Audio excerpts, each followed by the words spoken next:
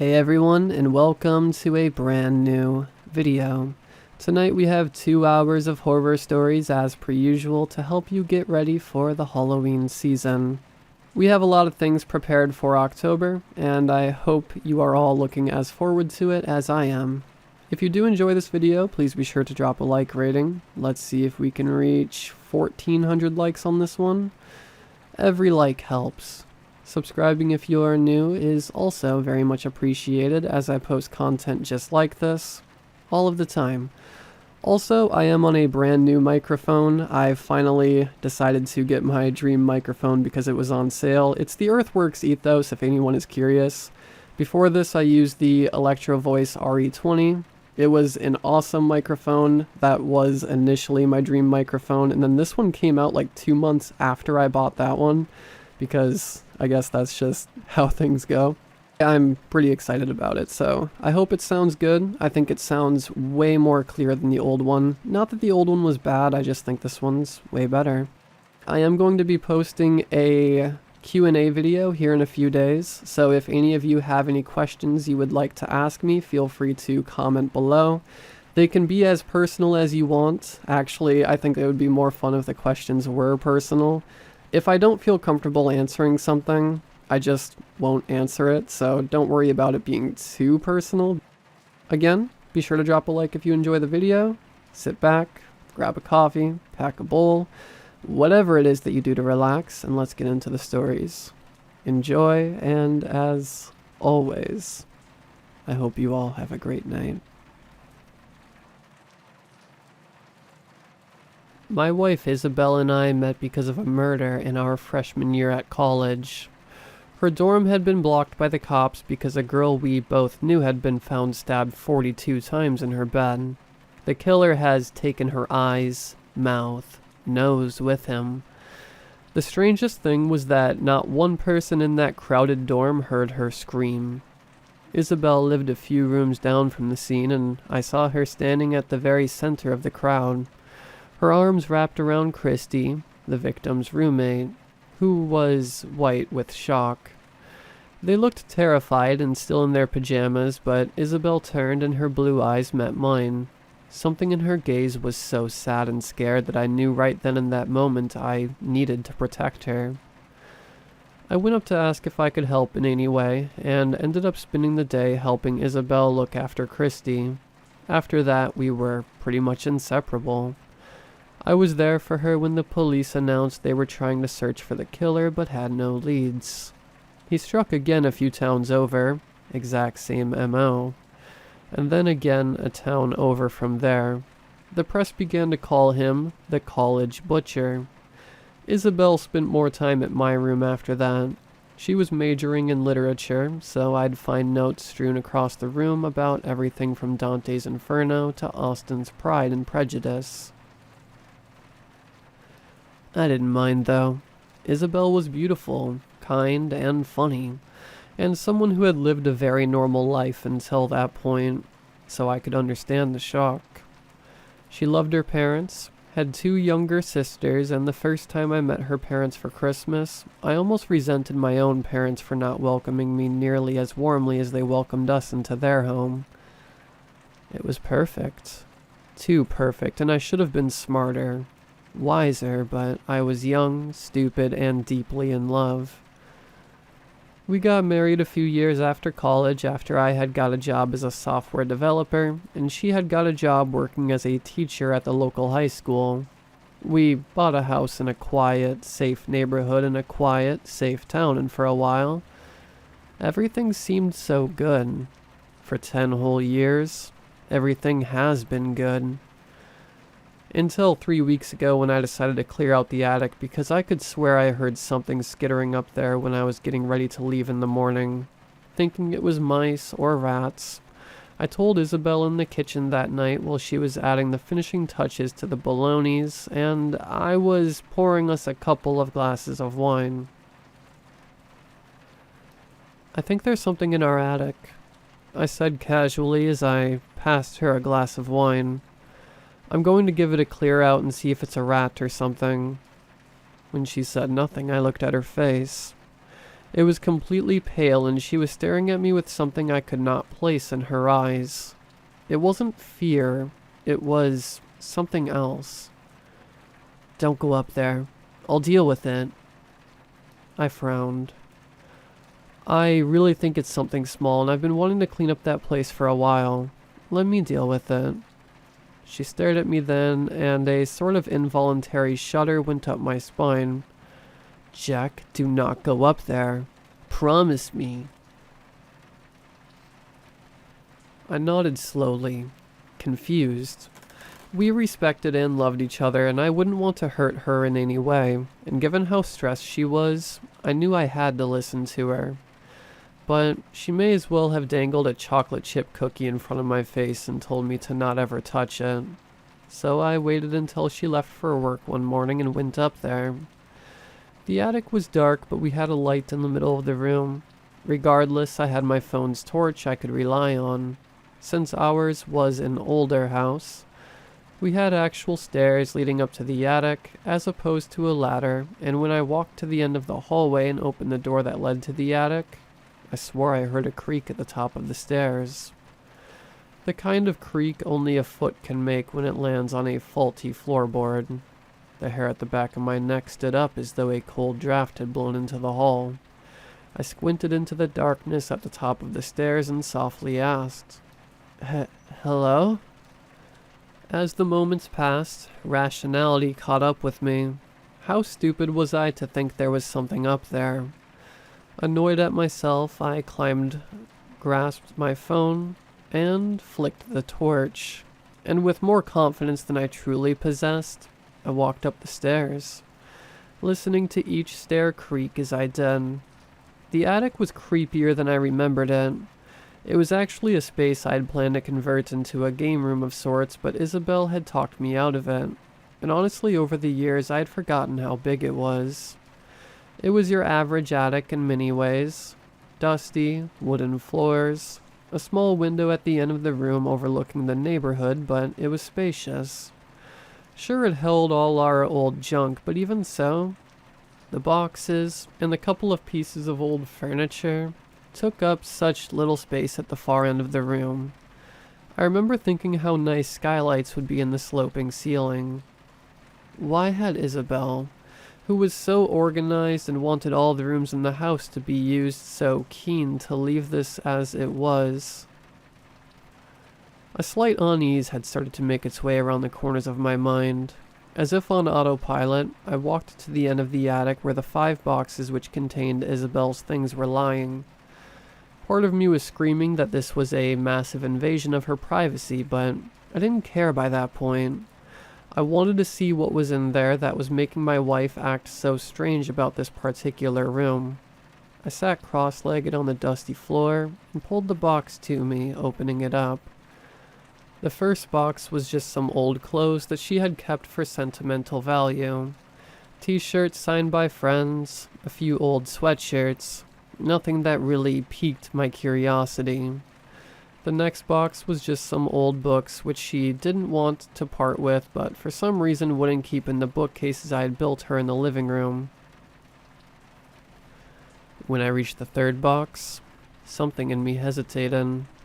I think a part of me knew that my life was going to change after I opened this box.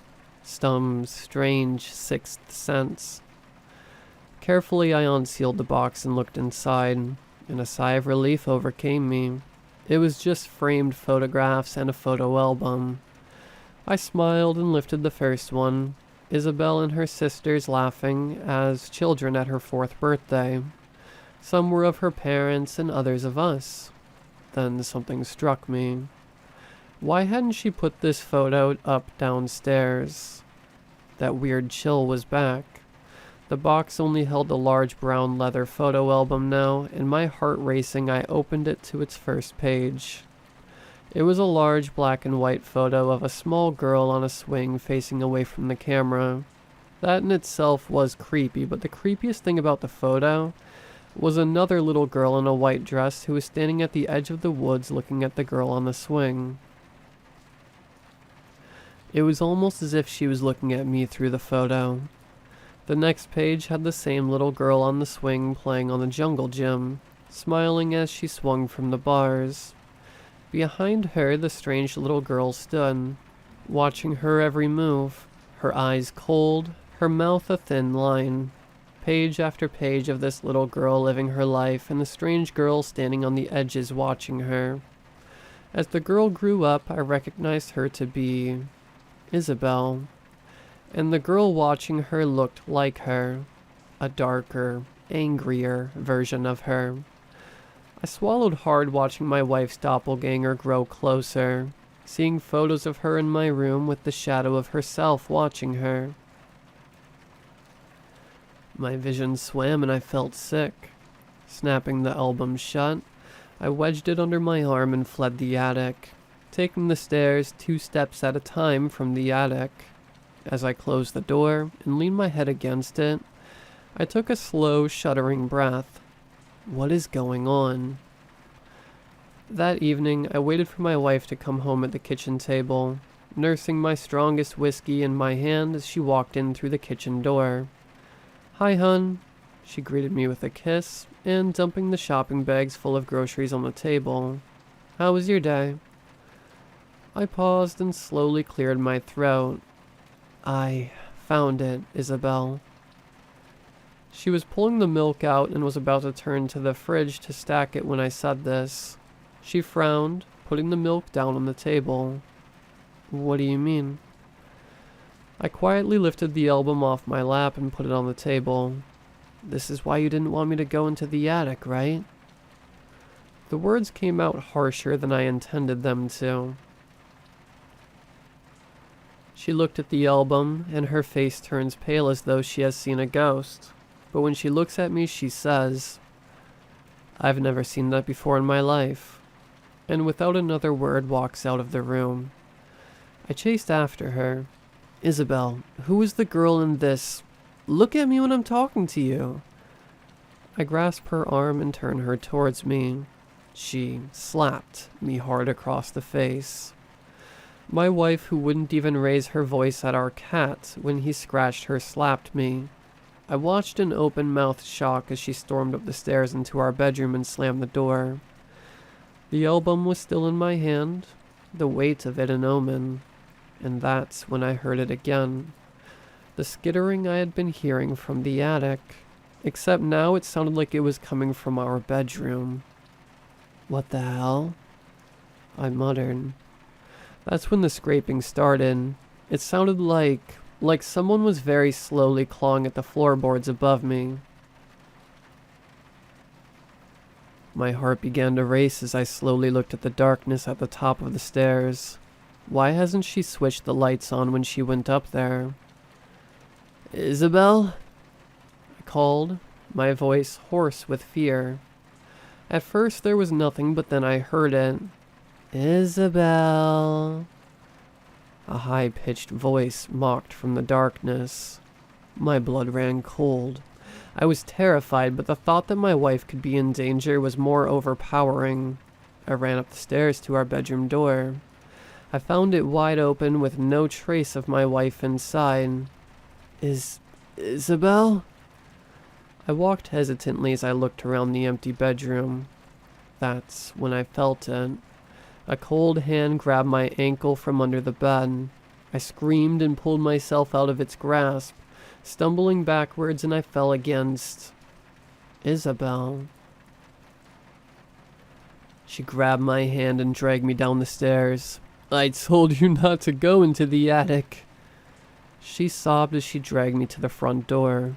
"Now you've let her out. You've let her into our lives." As we got outside, she rushed to the car. "Hurry up before she finds us." I jumped into the passenger seat without saying a word. "Isabel, what the hell is going on?"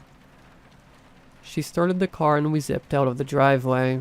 I could see her knuckles were white from the gripping the steering wheel so hard. She finally spoke, her eyes focused on the road. "She's always been there, always angry. You see, I'm the one who got to live." "What?" I was more confused now than ever. I'm a twin, Jack, she said to me quietly. I'm the twin that survived while she died in the womb.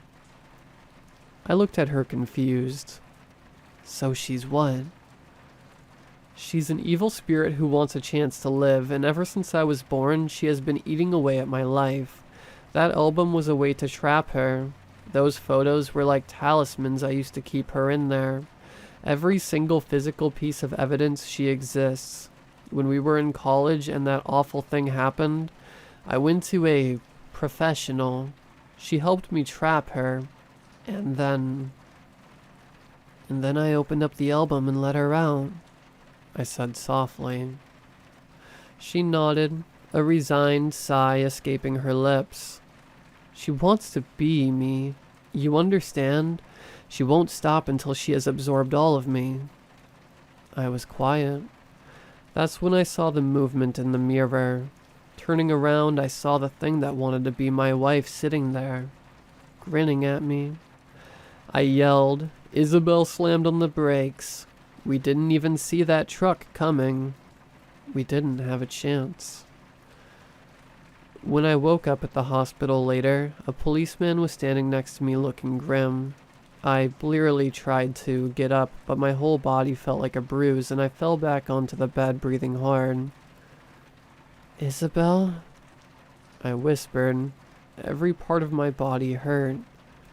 Where was my wife? Mr. Taylor? The policeman said. I am sorry to inform you that your wife was killed in the accident. The news hit me like a punch in the face. No. I strangled back a sob. No, no, no. Sir, I'm sorry for your loss, but you are going to need to answer some questions for us. The police officer pulled up a file and looked at me carefully. I nodded through the tears running down my face. We would like to know why your DNA has showed up in a string of murder cases. Are you familiar with the case of the college butcher?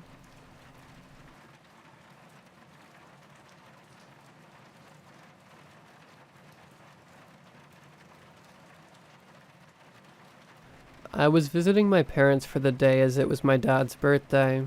It was a 6-hour drive, but I didn't mind it, as I hadn't seen them in a few months.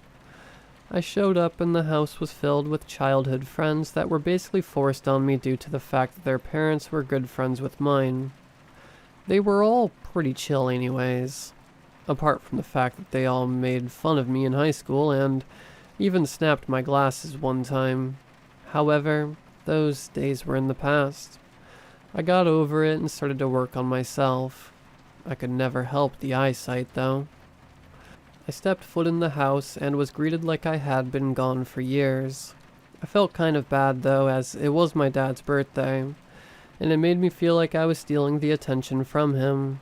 He was just probably going to drink with his friends like always, so I'm sure he didn't mind too much. My mom gathered everyone into the lounge, and my sister and I cringed as she pulled out the dusty picture books from the back of the shelf. She was going to embarrass the whole family. While everyone was laughing at the pictures of me as a fat baby, I noticed a man in the background. He wasn't anyone I knew, and realistically, I just thought he was in the wrong place at the wrong moment. Like an accidental photobomb. However, something felt off about it, as if some negative aura resonated off the picture. I just forgot about it because what are the chances he was on the next picture of me? He was. But this time he wasn't looking into the distance like some random bystander. He was looking directly at the camera. His eyes somehow focused on mine, as if he knew where I would be in this exact moment. This picture was taken 12 years ago, so it must have been some funny coincidence.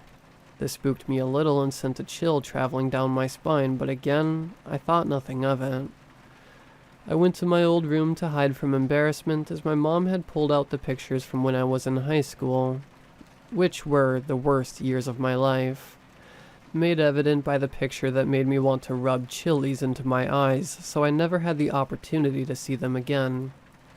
I also started to think about the man in the photos, wondering about the chances of him being in the 2 solo pictures of myself, and his eyes being directly positioned to stare at mine when the picture was taken years ago. I never liked selfies. My high school self made me insanely insecure, but just to check, I took a selfie to see if this was just some bizarre coincidence. I opened the picture. My body froze as, in the distance, through my bedroom window, I could see him crossing the street.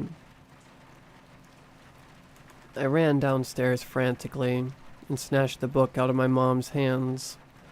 Everyone looked at me in shock as sweat dripped onto the page and my hands scrambled to look for my high school pictures. There he was again, and again, and again. My heart beat out of my chest as I put my back up to the wall to take another picture of myself, thinking how could he possibly be in this one if there's nothing behind me.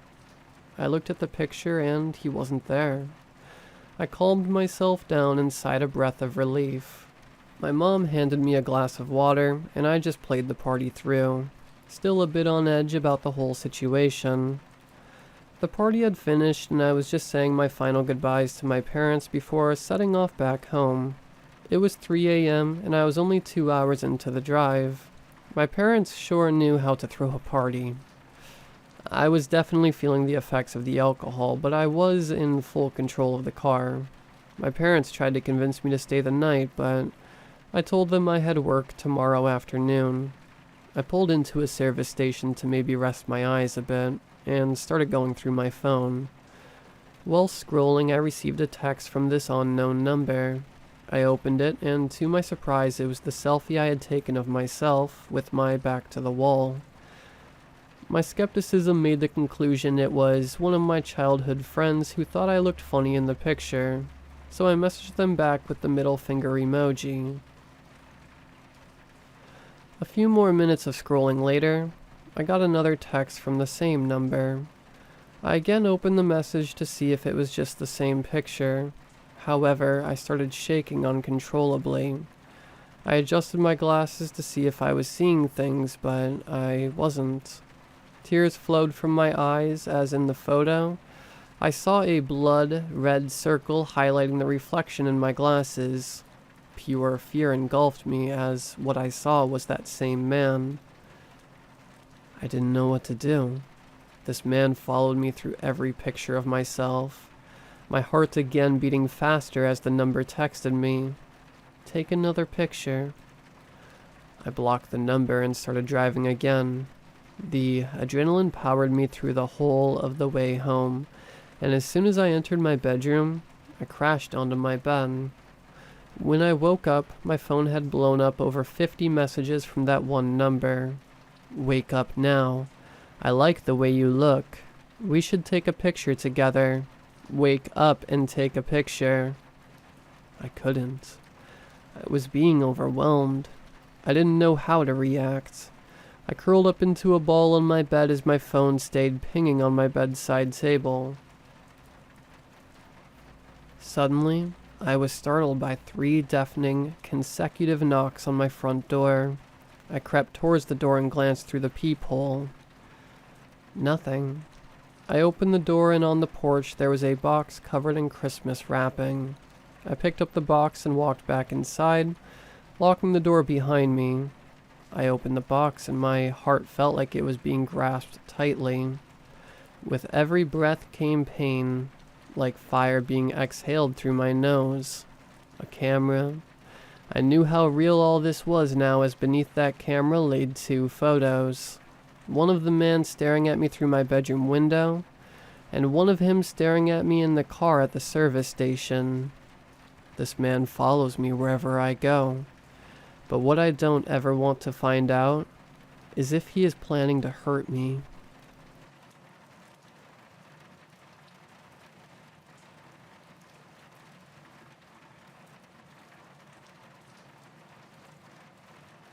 My name is Michael Sully, and me and my friend were the sole survivors of a horrific event.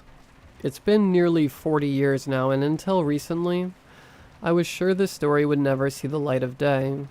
It was only after my recent visit to the doctor, where I received some very bad news, that I was suddenly struck with a certain sense of sentimentality for what happened. It sounds odd, I know. Don't get me wrong, what happened was horrible, and I would do anything in the world for it to not have occurred. But alas, that isn't possible. What happened happened, and as it stands, I don't feel as if I can let this particular tale be lost to the sands of time. So I'm writing this here, now, in the hopes that after I'm gone, the tragedy that occurred can be remembered. And who knows? Perhaps others have been through similar things. It would be nice to know I'm not alone. Anyway, I'm getting off track. I'm sure you're itching to hear what I'm on about, right?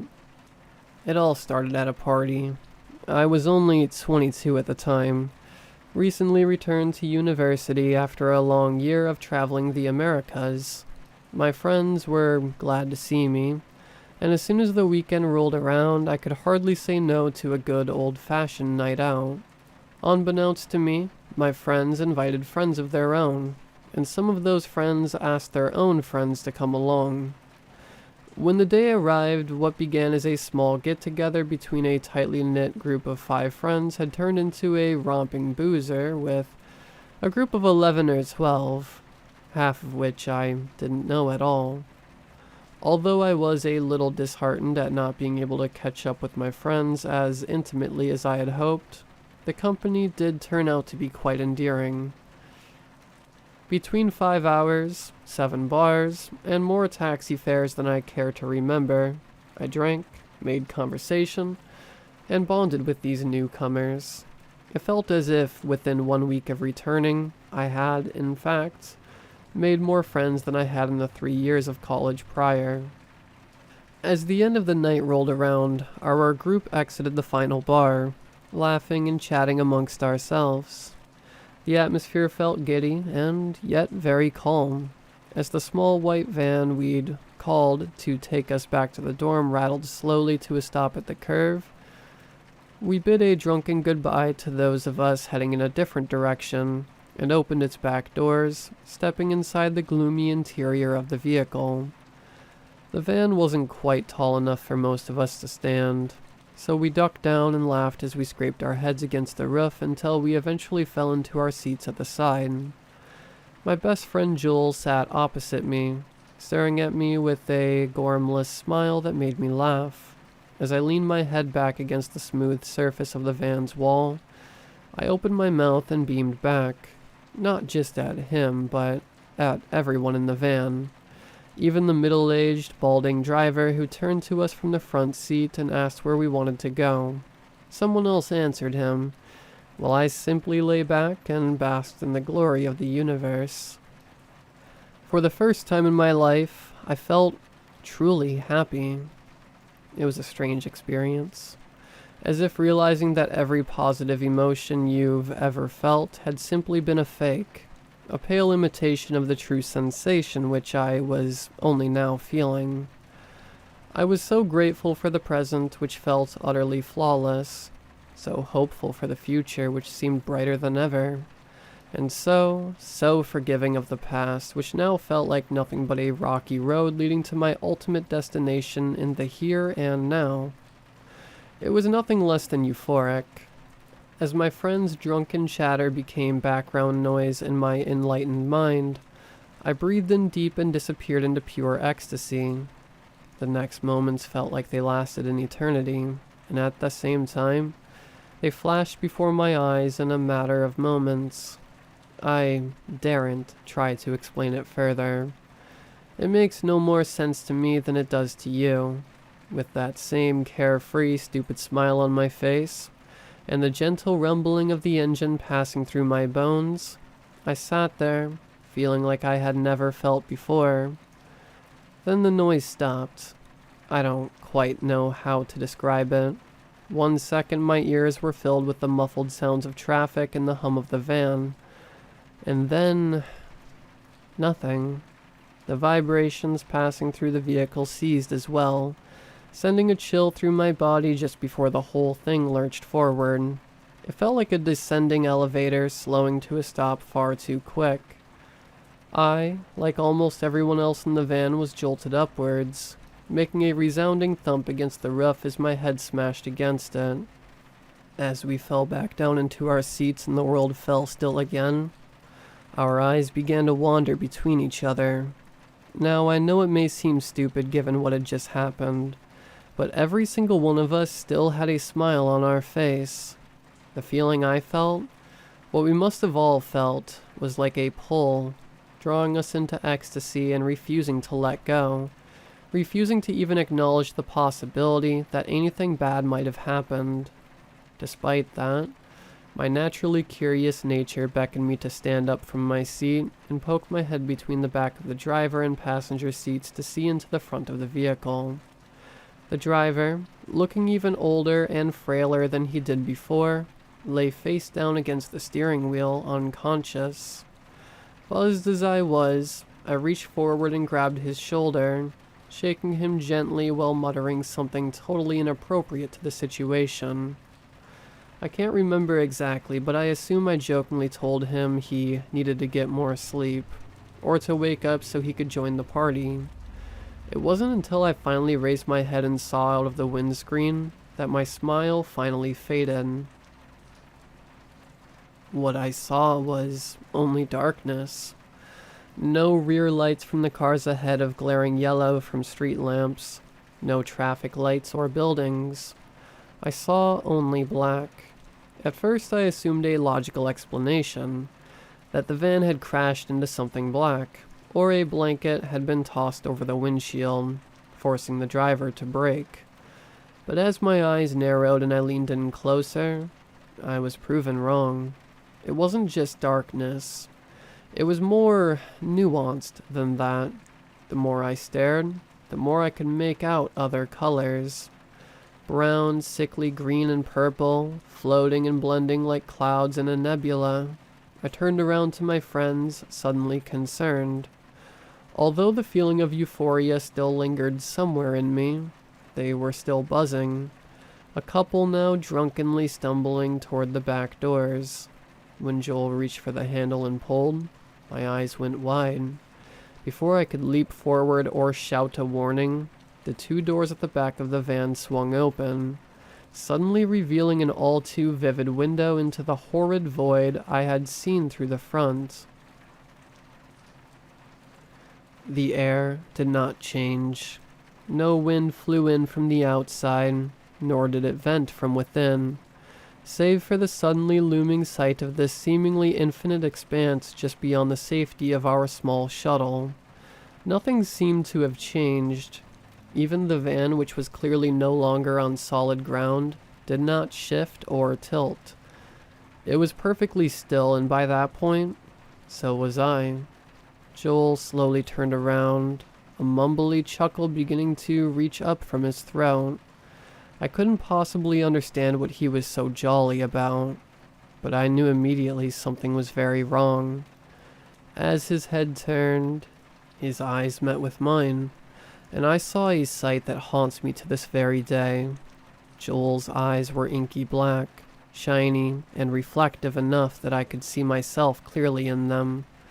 They were leaking vicious black fluid, flowing down his face like tears. He wasn't crying, though.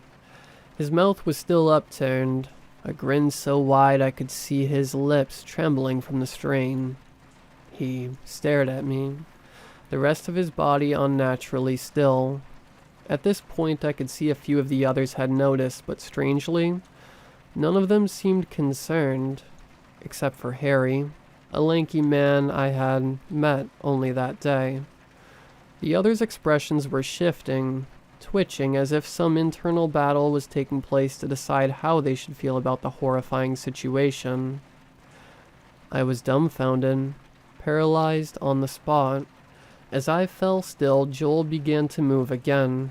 He turned around and stepped closer to the edge of the van, practically teetering over the abyss.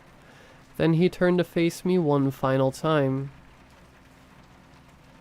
Even though I'm certain his mouth was already as wide as it could go, I could have sworn that he smiled at me for that moment. A smile that meant more than simply what was on his face. Without a word, he stepped out into the void. He didn't fall like I expected him to. He simply hovered there, floating slowly away as his other foot let go of the van, and his body became wholly unsupported. I did nothing. I merely watched in abject horror as my best friend was snatched by the abyss. That is my biggest regret to this day. Suddenly my attention was stolen away as another friend of mine, Elsa, snickered. It was an infectious laugh, one that demanded reciprocation. I was so terrified that it had no effect on me, but I could see the others struggling to hold in laughs of their own.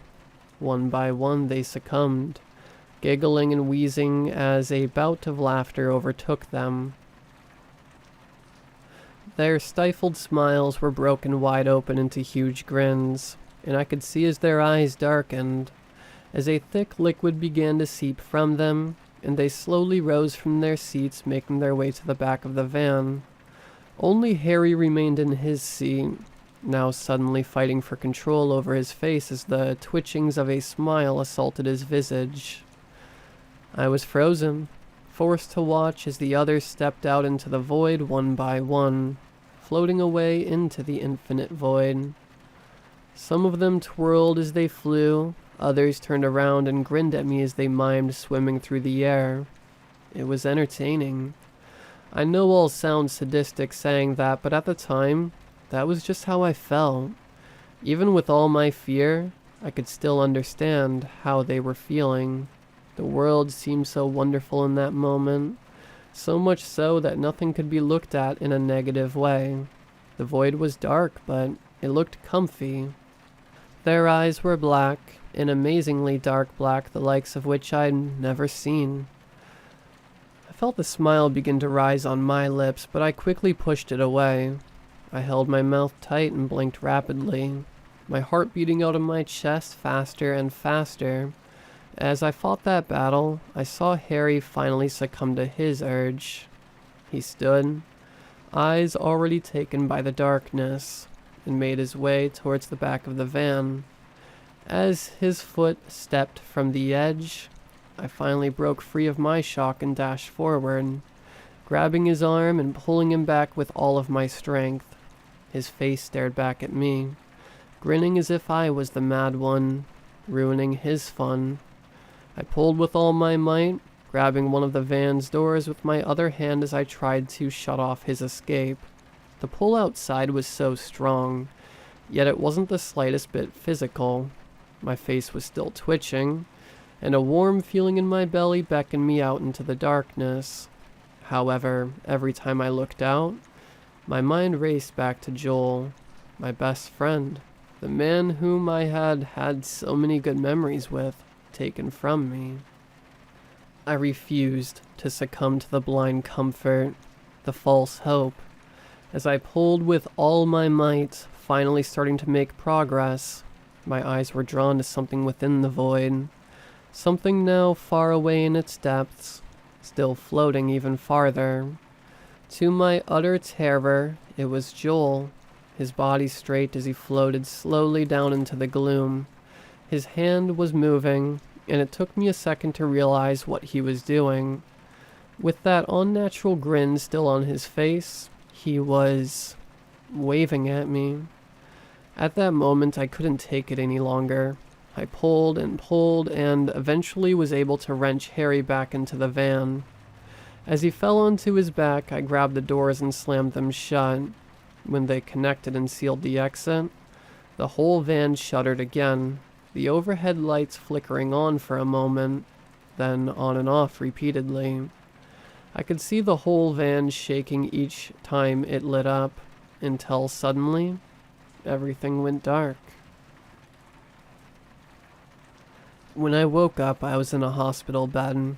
I jumped up screaming at first, or at least that's what the nurses said. It's a fuzzy memory for me. All I remember is the bright, glaring lights, the stark white walls and the warmth of the hospital instilling me with dread. When I came to my senses, the doctor explained that I had been found in an alleyway with severe bruising and several muscular tears. I asked him about Harry and the van, but they seemed to know nothing about it. I was found alone. I didn't even try to tell them what had happened. I knew they wouldn't believe me and could have done without being locked up in a psychiatric unit. I stayed in the hospital for a few days before I was discharged, and the first thing I did was try to find Harry. It took me almost a week, but I did eventually track him down. He was in a hospital in a completely different part of the city, miles and miles away from mine, and even further from the place the van had picked us up. He was so relieved to hear my voice when I visited. His eyes remained black, the doctors diagnosing him with some condition or other to explain his sudden and total blindness. Only we knew the truth, and Harry, too, seemed inclined to keep it a secret. He never did get his vision back. For the first few months, I looked after him as got used to his new condition. Although he eventually moved away to be with family, we did keep in touch until his passing some years ago. As for myself, I spent a lot of my time after that researching events similar to mine, desperate to make sense of what happened. I never found anything, and was eventually forced to give up. I tried my best to go back to living a normal life, and for the most part, I succeeded. Though every time I see a white van rolling down the street, I still feel my stomach drop. It's irrational, I know. I'm as certain as anything that the van and the driver had nothing to do with it. The fault, if anything, was ours. It pains me to think that we, in our youthful arrogance, doomed that innocent man to a fate still unknown. And that concludes my story. I know most of you reading won't believe it, and that's fine. I just hope that one day it can serve as a comfort for the next person who finds themselves a survivor of that horrid, horrid place. And remember, because this part is important, if you ever find yourself in a moment where you are so blissfully happy, a moment that seems to transport you, one you feel like you could stay in forever, whatever you do, don't smile.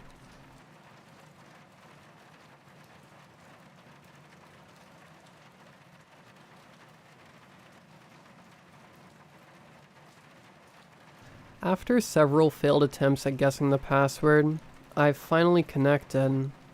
It was hard to type this all out, but I need help, and this really seems like my only avenue. I was able to connect to a few other social media sites at first, but they all became blacklisted before I could send a message.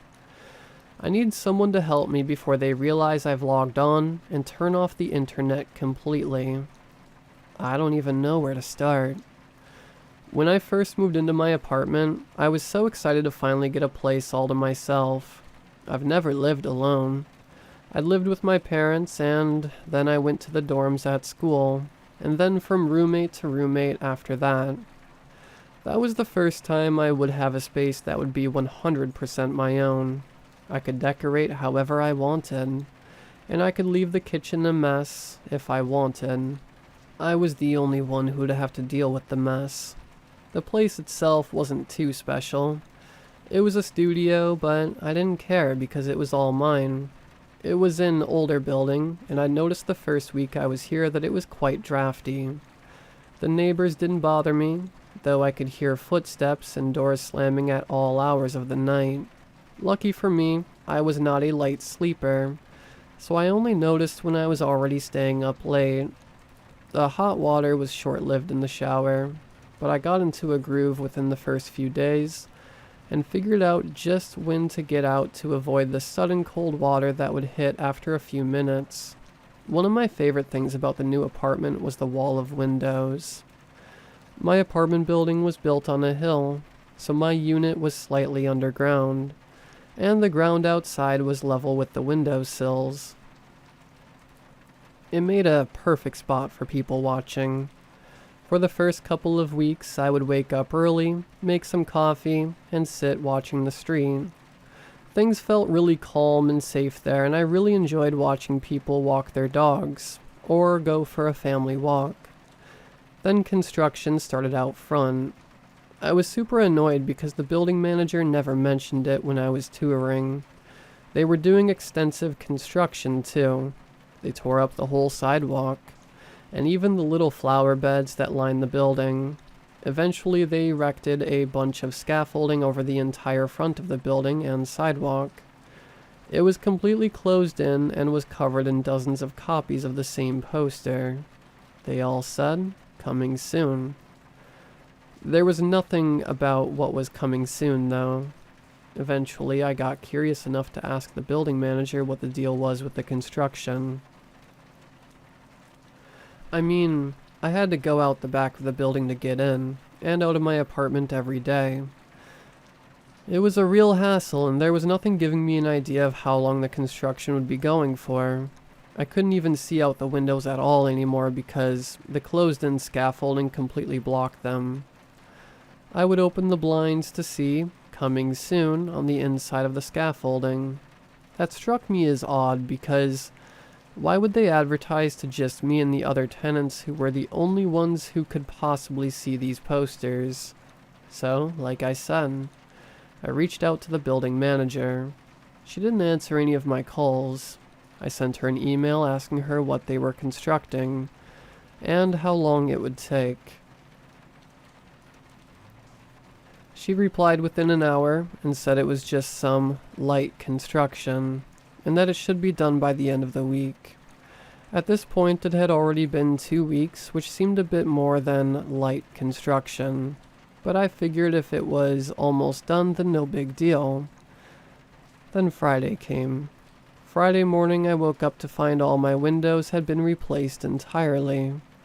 Like, right out of the wall. How they did it without waking me, I will never know.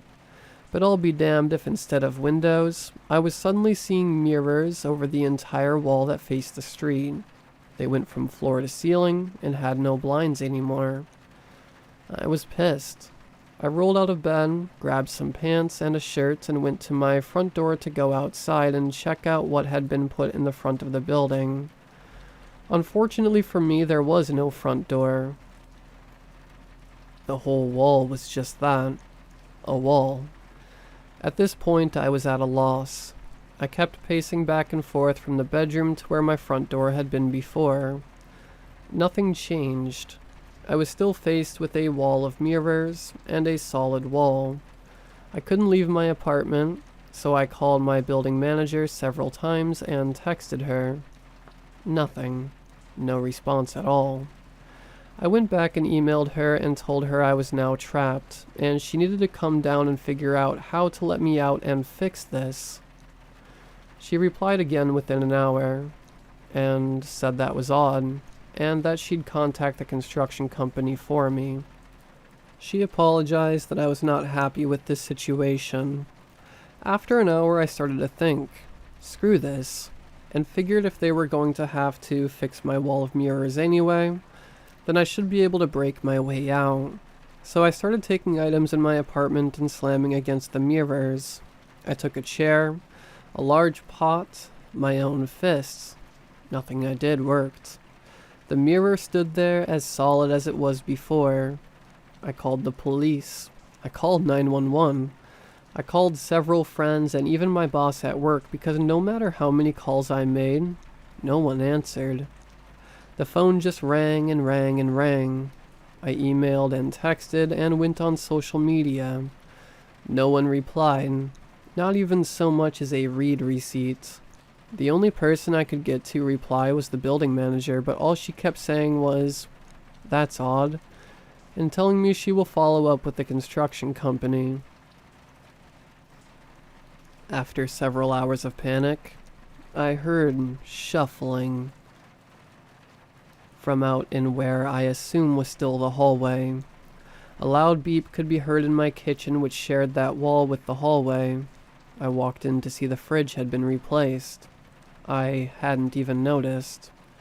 Had it been that way when I woke up? I couldn't remember. I opened the fridge to find it much more well-stocked than I had left it. Did they give me food? I ate what I could and continued to think of ways out of this place. Nothing was really coming to me, and I kept going back to old solutions. I called so many times and the results were always the same. Not one person replied. I tried new combinations of things to throw at the mirrors on the wall, and they stayed just as intact as before. This went on for hours and hours, and at one point, between my 50th and 51st social media message, that my feed wasn't updating. It had all the same posts that I had cycled through all morning. I checked the internet on my phone and realized that I had no cell service. But I was connected to Wi-Fi. I could not for the life of me figure out what was going on, but the only response I would get is the same canned message from my building manager's office. This went on for hours, and eventually I started taking naps to pass the time. At one point, I woke up from one nap, checked my phone, saw no change, and rolled back over to go to sleep. It took several days before I realized I was no longer sure whether the time on the clock or my phone was AM or PM. Did my phone used to say AM or PM? I can't remember, but it didn't now. It's scary how quickly you lose track of time when you have no access to looking outside and can't leave. I can't say for sure how many days it had been. At this point, I guessed based on how often the fridge would be restocked. Seemed that they refilled the fridge every 3 days or so. It was always the same foods. It had to be about 6 days or so, because they refilled the fridge twice. When I woke up to a large box in the living room, how in the world had it gotten there? How did it get there without me hearing whoever dropped it off? I opened it at once, and inside was a card. It stated, "Enrichment Kit." There were a few model airplanes, an old favorite hobby of mine, a deck of cards, some craft supplies, 3 books, 2 fiction and 1 history, and a ukulele with a laminated practice chord sheet. I lost it. I started banging on the mirrors like no tomorrow. I screamed at the top of my lungs. I screamed until my throat was on fire with how sore it had become. It suddenly became very clear that someone was doing this on purpose. Look, the thought had crossed my mind at this point, somewhere on the first day actually, and every time the fridge was stocked all over again. Clearly I was here on purpose, but this box confirmed that I was not going to be getting out anytime soon. It was sometime on day 12 or 13 that something shifted. At this point, I'd been marking the days by scratching them into the wall next to the fridge. I had gotten a steady routine down. I'd wake up, do some banging on the wall and or mirrors. Then I'd make some food. At this point, I'd take a break to read the history book again. Then I'd spend time trying to refresh my feeds on my phone to no avail. They still showed the same posts I'd seen days prior. Well, on day 12, or 13, still hard to say for sure, I decided to check my Wi-Fi connection again. It was the same as ever, connected to my home Wi-Fi hotspot. I hadn't had a chance to change its name from the generic string of numbers and letters. Instinctively, I clicked on my hotspot name. That's when, for the first time, I saw other Wi-Fi networks. I can't believe I hadn't thought to check this before. The list was short though. There was only one option besides my own Wi-Fi to choose. I couldn't connect to it no matter how many times I clicked on it. At first I thought the name was a joke. I read the name several times before really thinking about what it said. When I did finally realize, I lost it all over again. I bloodied my knuckles pounding on the mirrors. Then I kicked until my toenails cracked, and my feet were swollen and bloody. Wincing from the pain in my hands, I picked up my phone and looked once more at the Wi-Fi hotspot name. It said, Human Exhibit Guest Wi-Fi. As I mentioned earlier, it was at this point I was able to select the Wi-Fi hotspot, and it asked for a password. It took me so many tries, but I eventually guessed it right. It was preserve at 1ON. I was able to navigate to a few social media sites. One of my friends had just posted a link to a website asking if anyone else had seen this, and had anyone heard from me in the last few weeks. I'd never heard of that site before this moment. When I clicked on it, I saw my own apartment on live stream. I watched as I stood and walked around in my apartment, and me in the live stream moved at the same time. I started typing a message asking for help before the connection broke and the web browser said that the site was blocked. I tried several other sites, and all had the same results. As soon as I tried typing a message to someone, the connection broke. So I typed out this message in my notes so I could post it quickly on this site, which is the last one I'm still able to get to on this Wi-Fi. Someone please help me. I don't know who made some exhibit out of my home, but it's not right. I need to be let out. If you are out there, please reply. Don't leave me locked in here like this. Can anyone help?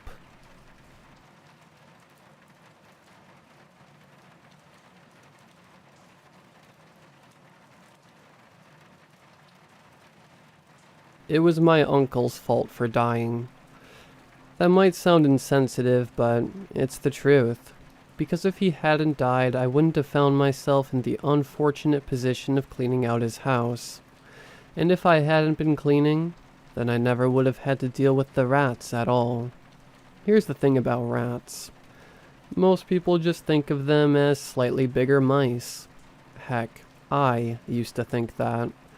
In fact, I thought rats were pretty cool, and even wanted one for a pet when I was younger. But there's a big difference between the cute little guys you see at PetSmart and the real deal. Alley and gutter will chew through the floorboards to get to your pantry kind of rats. The ones that fester in the shadows, bearing teeth that are way too long and glaring with eyes that are way too intelligent. The ones that hiss and lunge and scrabble around inside the walls. The ones that keep you up during the night and make your life hell during the day. All I can say is, Ratatouille lied. Rats are not your friends. They're mean, they're scary, and they're huge. I once saw one that was so big, I initially mistook it for a cat, and subsequently moved out of that apartment as quickly as I could. Not that it did me much good, because there I was, cleaning out Uncle Rob's disgusting condominium and dealing with rats all over again. Look, I truly don't have anything against my uncle. I barely knew him, so I'm not about to go making a bunch of assumptions about his character. I'm sure he was a great guy, or, at the very least, wasn't up to anything notably immoral. And the last thing I need right now is to be haunted by an estranged relative, so I really don't want to risk speaking ill of the dead or whatever. But there is absolutely no reason that any human being should be living in that level of filth. When I say filth, I'm not talking about a sloppy bachelor pad. I'm certainly not the cleanest guy myself, so I can look past the occasional pile of takeout containers or stack of old beer cans. Weird smell coming from the sink. No big deal. Dirty laundry on the floor. That's normal. What's not normal is the downright abhorrent living conditions of Uncle Rob's place. Literally every surface was covered in grime, mold, or both.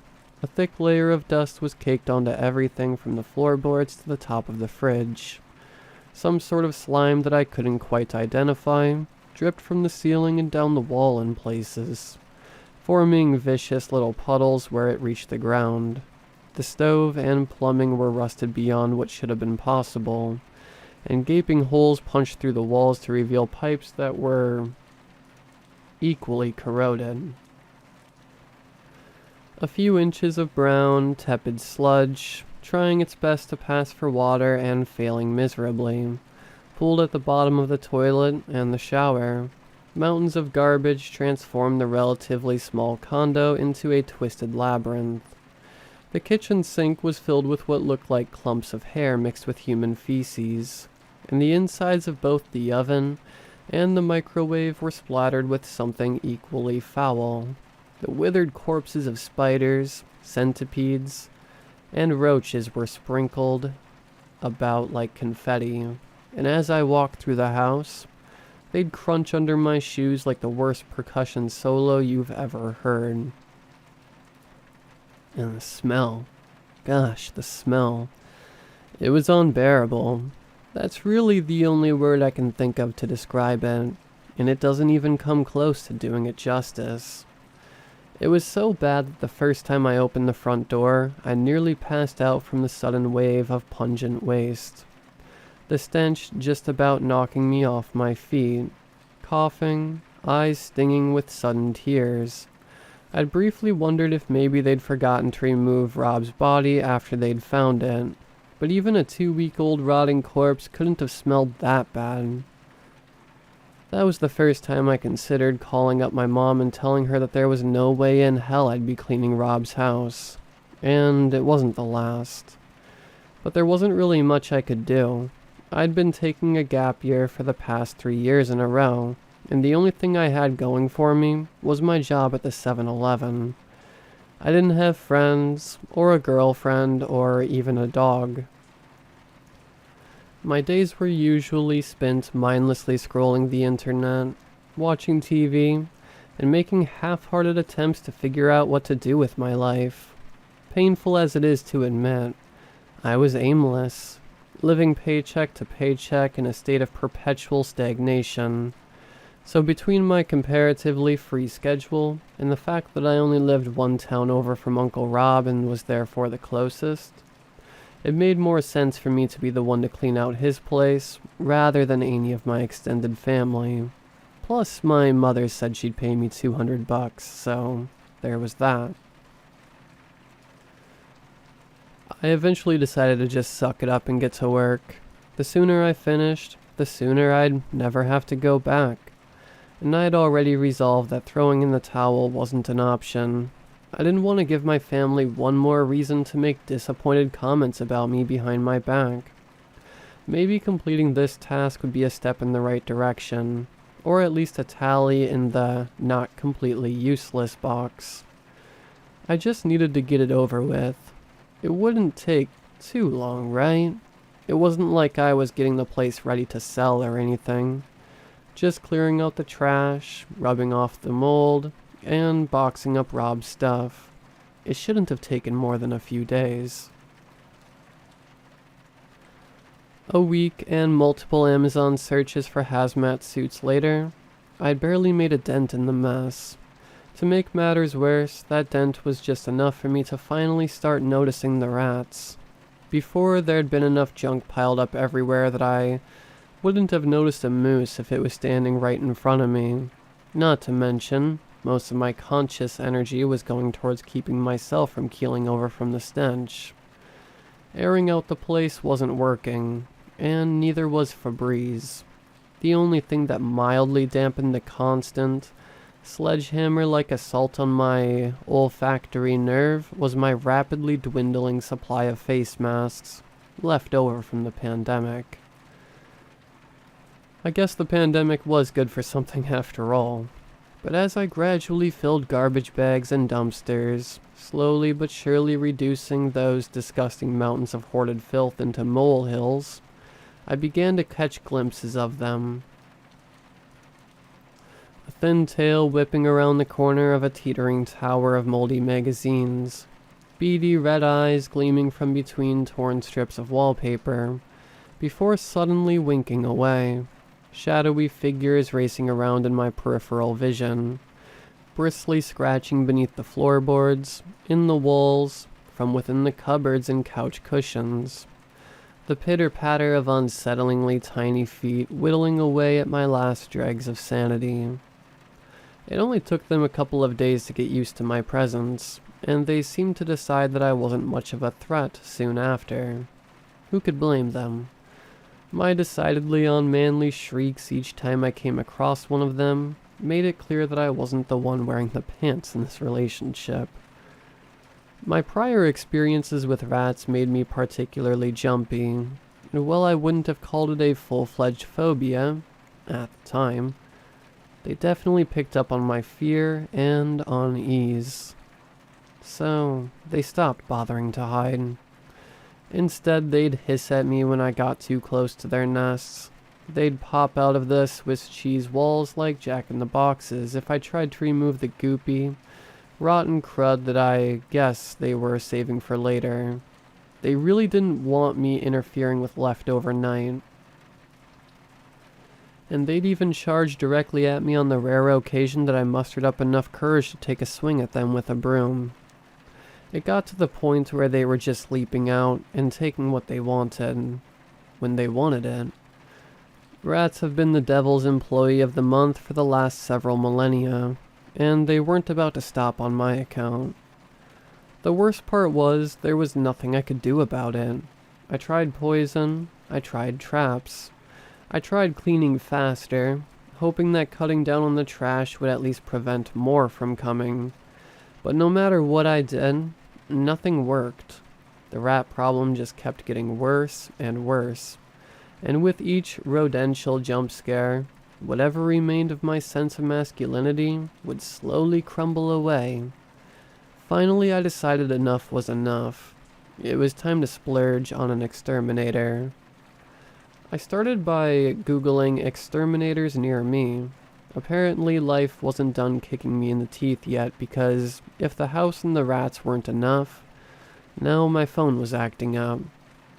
It took an unusually long time to load, almost 5 minutes, and colored pixels were flickering on and off the screen. I tried to shut the phone down a few times, but it wouldn't even turn off. It just kept loading the search engine. It finally finished buffering, and I nearly screamed when I saw that Google had given me exactly one search result. One. That shouldn't even be possible. Clearly my phone was infected with some sort of virus. I groaned. One more thing to worry about on top of everything else. The map feature was glitching out too, so I couldn't even tell how near me this exterminator was. All I could see was the company name and a phone number just beneath it. The Ratcatcher. I frowned. The name seemed a bit on the nose and hyper-specific for a professional exterminator. Then again, it was memorable and catchy, which is the main goal for any small business. And rats were my primary problem. So I clicked on the phone number. Despite whatever virus was currently wreaking havoc on my phone, the call went through. And a dial tone briefly sounded. Almost immediately someone answered. "You've reached the Ratcatcher. How can I help you?" It was a man's voice. He sounded extremely bored, and maybe even a little annoyed, as if me calling was some terrible inconvenience. Yeah, hi. There's rats. A lot of rats." I face-palmed as I spoke, mentally berating myself for being completely incapable of eloquent speech. Luckily, the man on the phone seemed to understand what I was trying to say. "Alright, what's your address?" I gave it to him. I heard the click-clack of a keyboard on the other end, and then, "It looks like we already have your address on file." Just then a rat jumped out at me from one of the many holes in the wall. I screamed and battled it away. It hit the floor with a thud and hissed angrily as it righted itself. It scampered into the other room. I let out a shuddering breath. "Sir?" the man on the phone was saying. Despite having definitely heard me scream moments before, he sounded as disinterested as ever. "Yeah, sorry, I'm here," I said. Damn rats. I asked if you've hired the Ratcatcher, the pipe man, or the electrician in the past. No, well, this is my uncle's place, so maybe he... My brain finally caught up to his words. Wait, what? Family business, he explained. If you've hired any of them before, you'll get a discount. Oh, it looked like weird names were genetic then. Yeah, I don't know. Maybe my uncle did? I don't live here. The man made a non-committal hum. Make sure you're there when the Ratcatcher comes, he said, or you'll have to reschedule. Then he hung up. For a second, I just stared at the phone in disbelief. He hung up on me. What the hell? I wondered if I'd somehow gotten scammed, but I hadn't given the guy any payment information. An address, sure, but it's not like there was anything in Rob's place worth stealing. The absolute worst case scenario was some psychopath posing as an exterminator so he could kill me. And that didn't seem very likely. Something still wasn't right, though. The man on the phone hadn't told me, well, anything, really. Not rates, not availabilities. He hadn't even told me when to expect the Ratcatcher, only that I needed to be there. What did that mean? Did I have to stay at Uncle Rob's place overnight until the Ratcatcher showed up? I didn't think I could handle that, physically or mentally. Maybe I should just head home, use my laptop to find an exterminator that was less sketchy and go from there. Or maybe the guy on the phone had simply forgotten to give me the rest of the information. Everyone makes mistakes after all, and I could solve the whole problem with another painfully awkward phone call. I was seriously considering redialing the Ratcatcher's number when 3 knocks sounded at the front door. I looked down at my phone, which had finally quit glitching. Then back at the door. There was no way the Ratcatcher could have gotten there that quickly. Then again, there wasn't really anyone else it could be. I gingerly stepped over a pile of dead bugs that I'd swept up earlier, kicked at a rat that was gnawing on a strip of wallpaper, and opened the door. I'd been expecting a middle-aged man with a beer belly, decked out in a jumpsuit and rubber boots, carrying, I don't know, whatever exterminators carry, over his shoulder, like the guy from Over the Hedge. But the sight that greeted me could not have been more different. The Ratcatcher was a girl. Not just any girl, a cute girl. She looked about my age, maybe a year or 2 younger. Her honey blonde hair was shortish with bangs and freckles dusted her face. Her eyes were a bright enough green that I wondered if they were colored contacts. She wore a sunny yellow Guns N' Roses t-shirt, a jean skirt, and faded sneakers. "Hi," she said, smiling widely.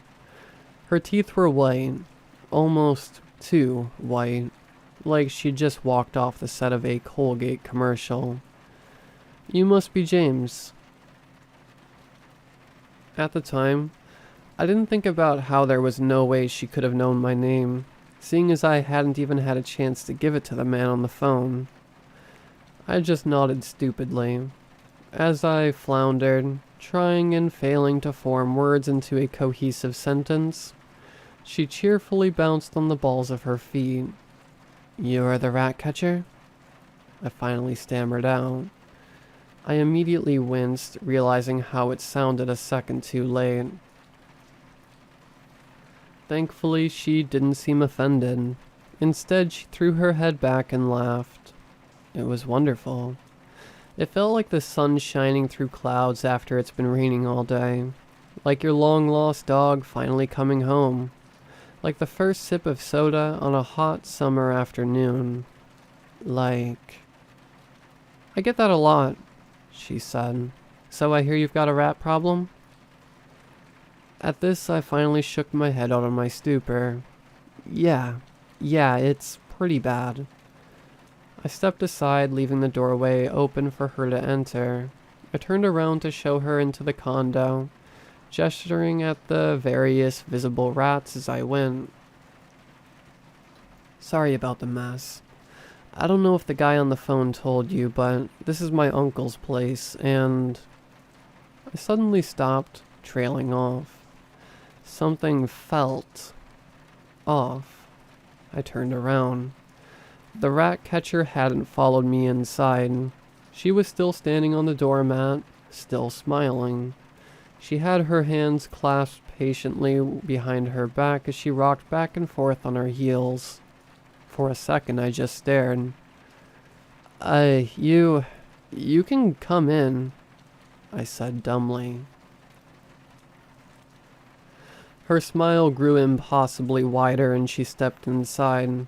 As soon as she did, there was a sudden scuttling sound. Startled, I whirled around. I barely managed to catch a glimpse of all the previously unbothered rats scattering, disappearing into the shadows. The Ratcatcher let out a whistle. Wow, she chirped, cheerful as ever.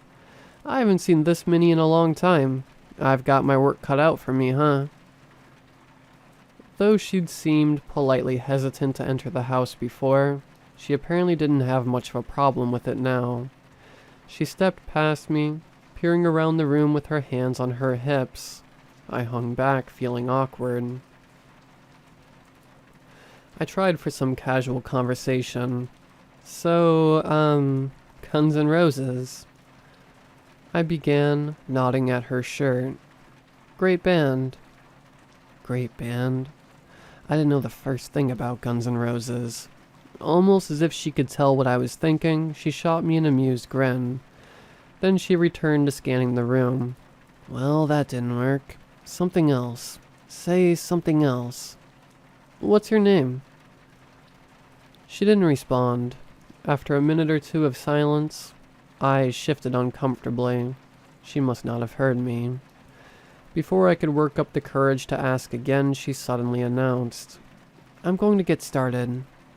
And then she lunged. I yelped and jumped back instinctively, squeezing my eyes shut and throwing my arms over my head. It was really a knee-jerk response more than anything, and in my defense, I'd been dealing with rodent attacks for over a week now, so I was understandably high-strung. Of course, nothing happened. That split-second, irrational moment of terror was quickly replaced by a hot flood of embarrassment. As I prepared to give an undoubtedly pathetic excuse for my overdramatic reaction, I slowly opened my eyes. I wish I hadn't. The Ratcatcher was still standing in front of me, rather than the tense, alert posture she'd held while searching the room only moments before. She'd returned to looking casually relaxed. When I met her gaze, she giggled, all sunbeams and butterflies. I couldn't smile back, though. I could barely tear my eyes away from her hand, or rather, the thing in her hand. A giant rat squirmed and writhed in her perfectly manicured grasp. I was gaping. I knew I was, but I couldn't stop. She just grabbed it. And she didn't seem the least bit bothered by it, either, even as it frantically squeaked and twisted its head, trying to sink its yellow fangs into her delicate skin. How? I started, fumbling for words. How do you... She simply shrugged. In the dimness of the condo, her eyes seemed to glow an even brighter green, the way a cat's do when the light hits them. When you've been doing this for as long as I have, she said, you pick up a few tricks. She winked at me, and then she bit off the rat's head. I don't remember what my scream sounded like, if it was a stream of obscenities or just a wordless cry, but I'm certain that I screamed. I screamed as I flung myself backwards. I screamed as I stumbled over a pile of junk. And when I landed flat on my butt, Staring up at the creature that couldn't possibly be a girl, I was still screaming. The Ratcatcher paid me no mind. In her hand, the rest of the rat was still twitching, blood spurting from its neck and sending small droplets raining down on my uncle's grimy floor. Her chewing was an awful sound, tiny bones snapping and flesh squelching, and blood ran like a river down her chin. 2 more bites, and then her hands were empty aside from the blood stains. She swallowed and wiped her chin with her arm, smearing a crimson streak from her elbow to her wrist. She licked the blood from each of her dainty fingertips. Then she glanced at me, head tilted to the side curiously, one eyebrow raised. When she spoke, her perfectly white teeth were tinged red. "You alright, James?" I didn't respond. I couldn't. I just kept opening and closing my mouth soundlessly. A fish out of water. My heartbeat pounded in my ears. My entire body was shaking, trembling like a leaf. I wanted to run. I wanted to run far, far away. Away from Uncle Rob's disgusting condo, and away from the rats, and away from this crazed girl who bit the heads off of live animals. But I didn't. I just sat there, on the floor, paralyzed with fear. The Ratcatcher gave me a knowing smile, and she set to work. The rest of the afternoon passed in a blur. At some point, I ended up on the rotting couch. It was clear of rats at that point, though there were brand new claw marks smashed through the curtains, along with flakes of black nail polish that must have chipped off in the process, and I just focused on counting the various holes in the walls. Rats weren't poking their twitchy little faces out anymore. I couldn't bring myself to feel relieved about it. Look, I hate rats. Hate them. Now, more than ever. But nothing deserves to die like that. The Ratcatcher was ruthlessly efficient. I'll give her that. She prowled from room to room, whistling a happy little tune to herself as she went. Sometimes I'd catch glimpses of her pouncing with inhuman speed out of the corner of my eye, digging her nails into soft underbellies and twisting, biting off tails and feet piece by piece while the rats shrieked.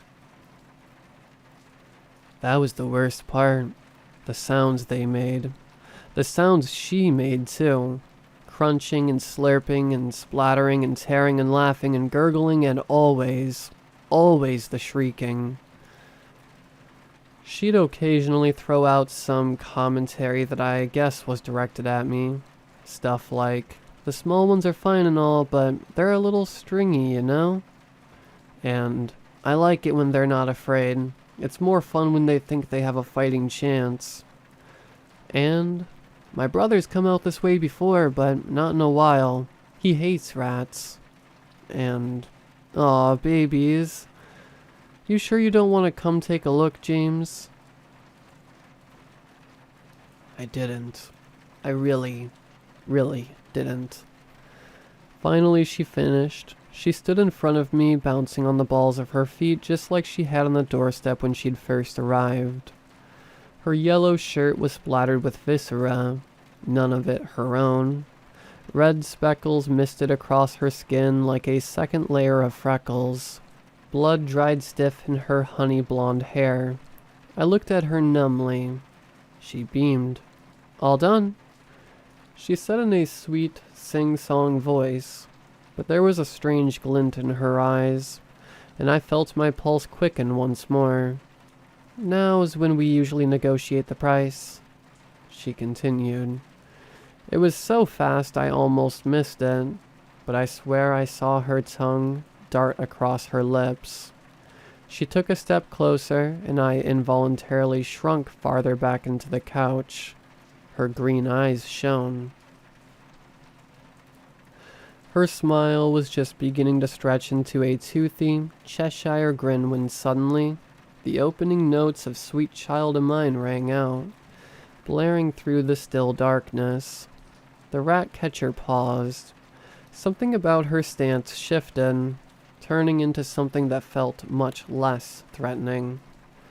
I let out a breath I hadn't known I was holding as she pulled a cell phone from the pocket of her jean skirt. "Yeah?"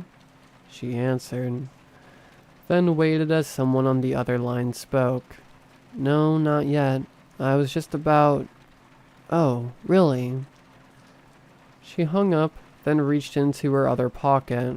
She pulled out a folded slip of bright yellow paper. She unfolded it, squinting as she read. Then she laughed. "Well, aren't you lucky?" she said almost teasingly. She tore the paper in half and stuck it back in her pocket. "Looks like you get the discount this time. Thanks for keeping it in the family." She blew me a kiss with lips that, if I didn't know any better, I'd think were smeared with too much lipstick. "Bye, James." And with that, the Ratcatcher skipped out the door, slamming it shut behind her. Well, I might not know exactly what the typical price for the Ratcatcher services is. I've got a vague idea, and I'm glad I didn't have to pay it. Sure, she did a great job getting rid of the rats, but she also left scratches, blood stains, and a boatload of trauma that I don't think going to a therapist will fix. I guess it could be worse. Even if I could find the Ratcatcher online, seriously, it's like she disappeared off the face of the internet.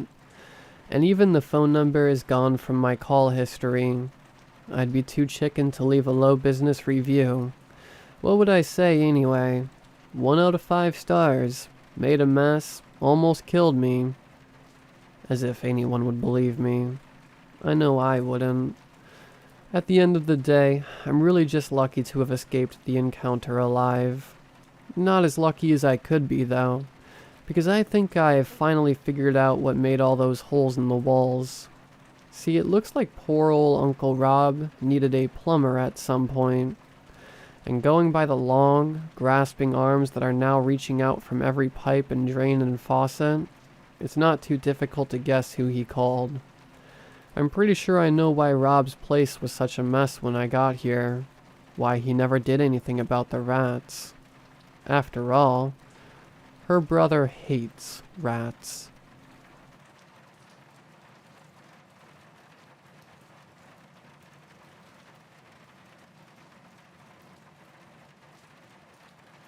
"Sorry to disturb you, sir," Miss Morton said with a sense of nervousness and urgency. "Can I have Aoife, Molly, Joseph, Kieran, Troy, Chloe, Ryan, and Michael?" Her voice wavering as she called my name last. All of us, in ritual unison, did as she asked, packing our bags and following Miss Morton out the door. We were used to this. Most of us had been doing this every year, on the 29th of November, since we were in primary school. Every year, around 2 p.m., we would be let out of school early. None of us really knew why. Our parents never knew why either, but we had our theories. "Bet it's the government doing some experiments," Troy always used to say. A conspiratorial attitude that followed him through to his adult life. "Police exercises for terrorism," was Aoife's diagnosis. As we walked through the corridor, I saw notices up on the walls and doors. Bold letters exclaimed, "Message from Haringey, Barnet, and Camden London Councils. Residents of the following Trafford-on-Thames areas: Wolverhampton Street, Barnet Street, Fallowfield Crescent, Scarisback Avenue, and Griggs Road. 4 p.m. curfew, 29th November 2012. Ensure all doors and windows locked and curtains closed." "Bit dramatic," Brian said sarcastically as he glanced over at the poster. "What's your theory on all this?" "Police exercise?" I replied. I didn't really have any theories of my own, and I didn't really care. I was just happy to be out of school early. and my mind was more focused on getting home to play some video games. "Any plans this evening?" I asked Ryan with the same courtesy he'd given me. "Probably just finished watching Breaking Bad, to be honest." "You?" "Probably play some Borderlands too. I don't know, I'm gonna be home alone. Mom and Dad have gone to Cornwall for the next few days. Romantic getaway." "House party?" Ryan said with a laugh. "You wish." I clapped back. "Not today of all days especially." We continued our long march through the dull brown school corridors, joined by other kids being pulled out of their lessons to join us in our early finish. Sometimes looking in the classroom's doors to see the other kids carrying on with their lessons.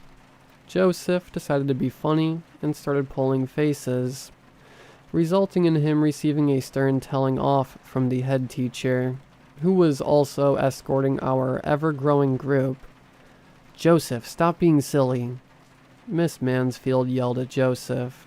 "Christ, you're in year 9. Grow up." We continued through the drab corridors before finding our way to the school car park.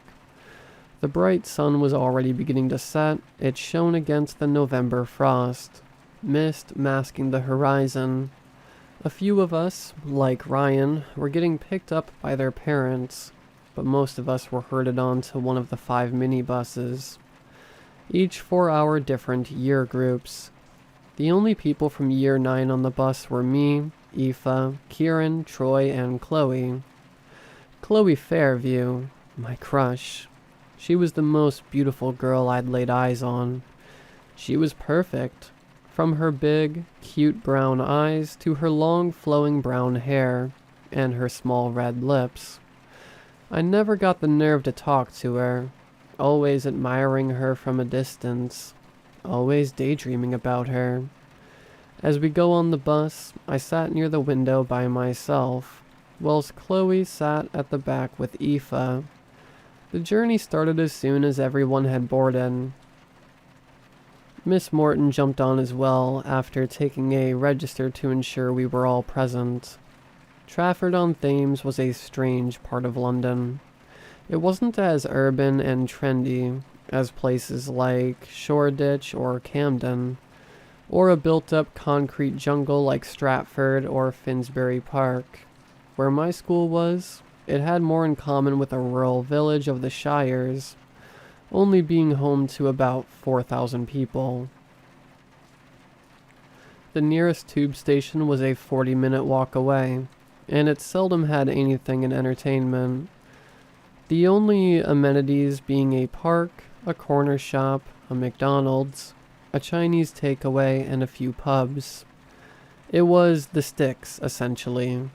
As we drove through the hustle of bustle of Finsbury Park and onto the carriageway, I alternated between looking out the window at the winter sunset, watching the world go by, and sneaking glances at Chloe as she chatted and laughed with Aoife. She looked so cute when she laughed, my mind also alternating between thinking about my plans for the night, which consisted of playing Borderlands 2, and having the leftover dominoes from the night before and thinking about Chloe. Even though my chances with her were non-existent. She was the most beautiful girl in our year. I was a 4'11" specky lad, with a stick-thin body. I usually liked being home alone, but this would be my first curfew on my own. The thought unsettled me. Little did I know at the time, unsettling wouldn't even begin to describe what happened. Before we knew it, our bus hit its first stop at Griggs Road, with Troy departing, still laughing from whatever joke Kieran had told. The Scarisbrick Avenue, Aoife's stop, in which she waved at Chloe with a farewell smile. Then Barnett Street, in which Kieran departed, leaving me and Chloe as the only two on the bus. I really wanted to talk to her. My heart was pounding. A part of my brain sang, "Go for it, Michael. Go for it, lad." And a bigger part of me screaming, It's pointless. You've got no chance. My internal dialogue continued bickering before I noticed I was staring at Chloe. She noticed too. I quickly averted my eyes in sheer embarrassment, making Chloe laugh. Not a mean-spirited laugh, but a happy bellowing laugh, as I, one of her friends, told her one of those jokes that would cause an entire group of people to lose their stuff too. My cheeks were absolutely hot red. If I could have seen myself, I imagine I'd look like a bloody strawberry with spectacles. She stopped laughing as I looked back, and she gave me a warm smile. My heart felt like it was on the brink of imploding. I almost breathed a sigh of relief as the bus stopped at Fallowfield Crescent, Chloe Street. See you tomorrow, she said with a smile, with my response being a pathetic and awkward wave. My heart rate slowed slightly as the minibus hit its final stop. Mine, Wolverhampton Street. I alighted the bus and headed to my home, making sure to lock the door behind me. I headed into the kitchen and took a slice of cold leftover pizza from the fridge. As I closed the door, I noticed a note attached to it. Help yourself to the pizza, and remember to lock every door and window, and draw the curtains. We'll be back Monday. Love, Mom. It was 3 p.m. now, giving me an hour to lock everything before the curfew. I quickly went through the house, from the kitchen to the living room to the bedrooms, my mind still fixated on Chloe. When I was sure I locked everything and closed the curtains, I went up to my bedroom, jumped on my PC, and began playing Borderlands 2. The new DLC, Torg's Campaign of Carnage, had being released recently, and I was excited to play it. After a few hours of killing mobs, completing quests, and a few hits at trying to get legendaries from bosses, I was feeling a bit peckish. It was about 7:30, so I went downstairs to get the rest of the leftover pizza. For some reason, on my way back up, I went into the living room and looked through the gap in the curtains. The dark streets outside were lit by streetlights, the November mist dimming their rays. Just as I was about to turn around to go back upstairs, I saw it. Limping barefoot through the cold November night was a woman. The only article of clothing on her was a dark-stained white shirt. Her dark hair was covering her face. The most distinct aspect of her was the fact she seemed to be missing on her arms. My eyes were fixed on this woman, almost the same way one would with a train wreck. I noticed more about her as she strolled under the streetlights. Her legs had numerous cuts and lacerations, as did her remaining arm. The stains on her shirt were dark red, almost blood-like. As the woman was passing my house, she suddenly stopped and turned in my direction. My heart dropped. My stomach knotted, and I felt the color fleeing my face with the speed of cockroach exposed to light.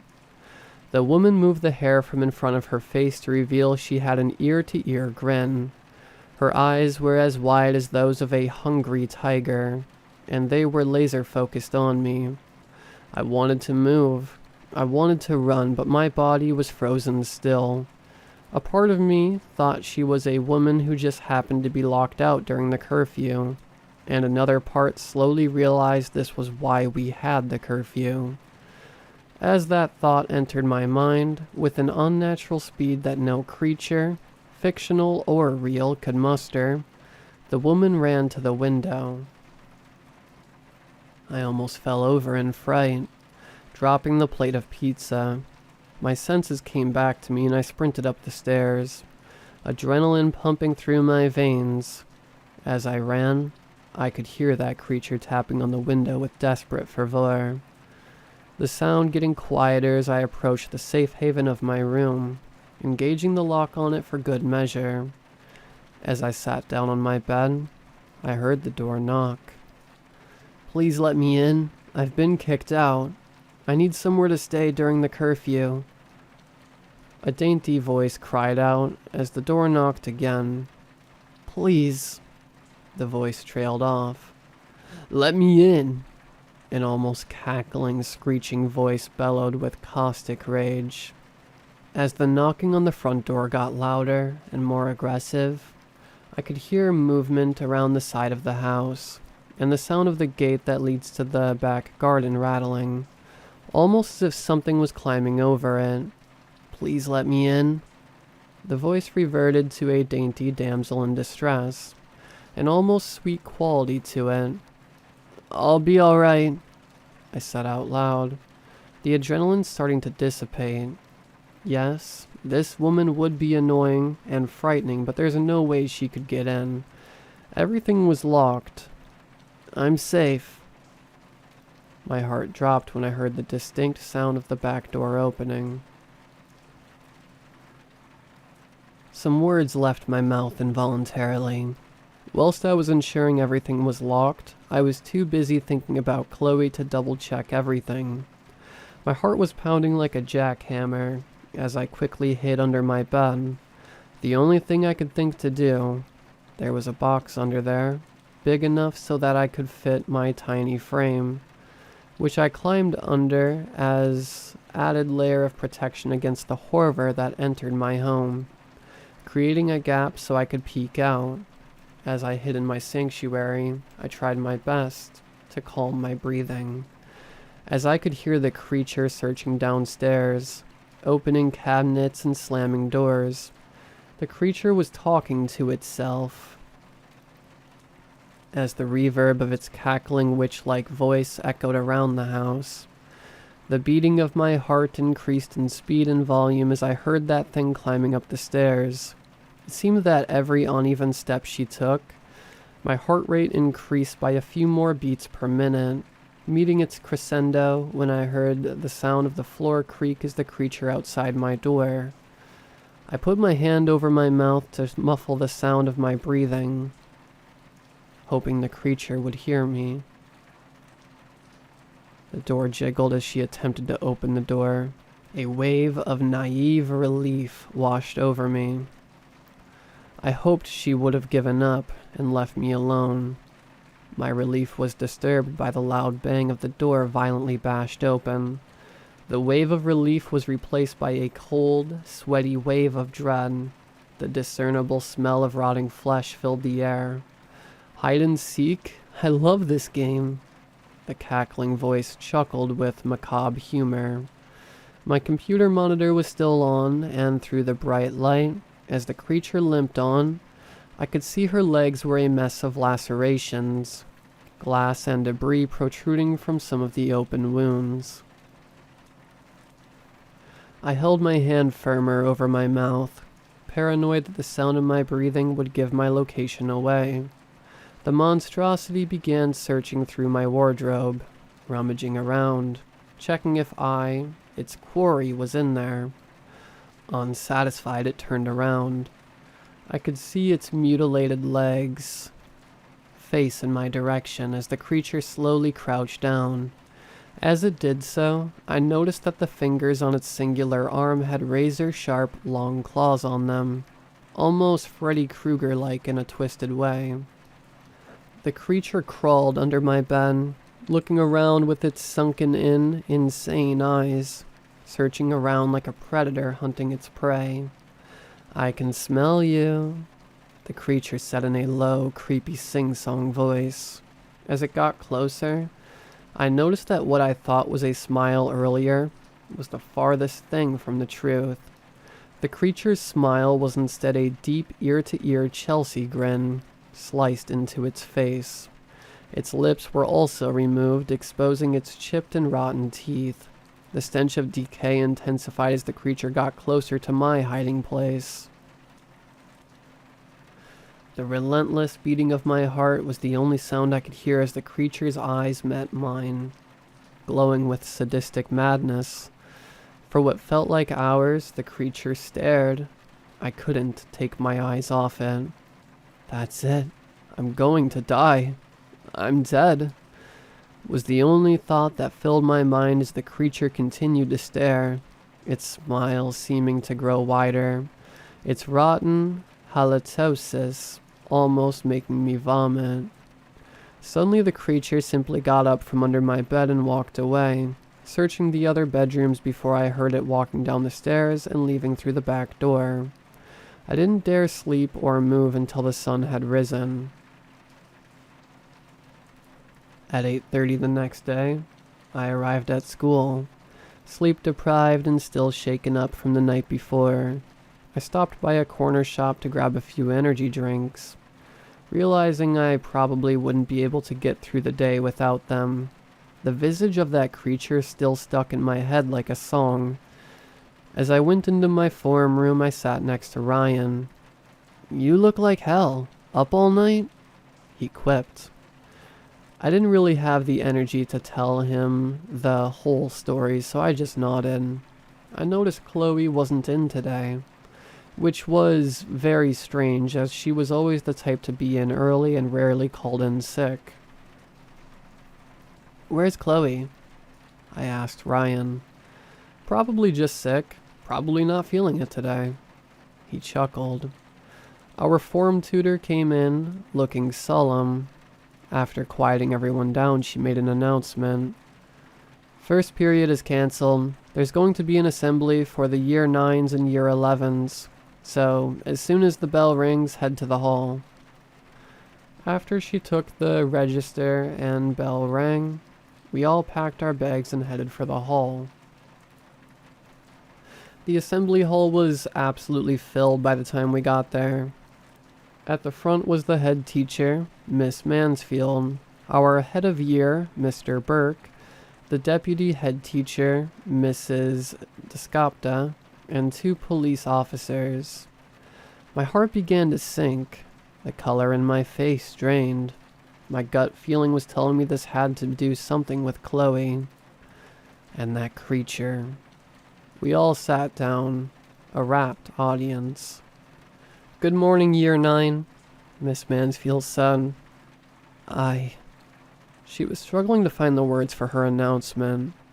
The feeling in my gut intensified. "I have some really bad news," she finally announced, surveying the room, momentarily locking eyes with me for a second. "Chloe Fairview is currently in the hospital. She's very badly injured, and it's not looking good." She almost choked up. "Unfortunately, her sister, Roseanne Fairview, and the rest of the family have sadly passed away. That is all we have prepared to say for now." I felt like I was going to throw up. My gut feeling was correct. Something at Chloe's house must have accidentally left a window unlocked or forgot to double-check the locks on the back door, and now Chloe was fighting for her life and her family was dead. I felt dizzy and nauseous. Not just about Chloe and her family, but the fact that could have easily have been me, either dead or gravely injured. The next few months and years were a bit of a whirlwind. I visited Chloe in hospital. The extent of her injuries was almost indescribable. She looked like she'd almost been cut to ribbons.